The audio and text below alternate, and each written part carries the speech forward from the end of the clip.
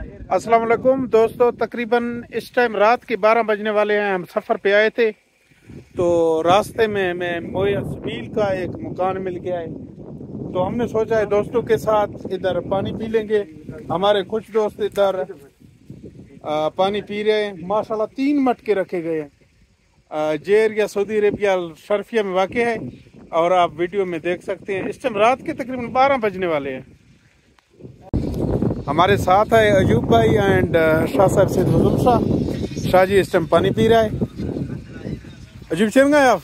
जबरदस्त संगत हो रहा है ना।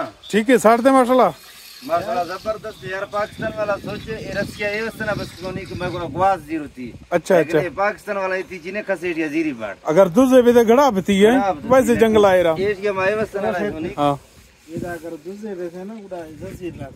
हां हां हां सात चीन बस्ता थे ये सर में ग्वात बस्ता सकता आफ और रुकूं तब देर ये सबर है माशाल्लाह जबरदस्त व्यूज है। लदरा खबर है ना बराबर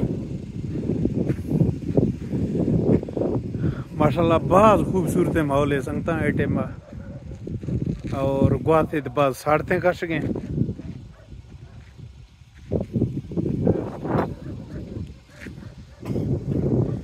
जंगल वाला एरिया गुआत बाद मजा था।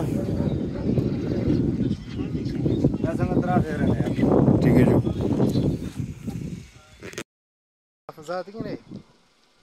जबरदस्त है।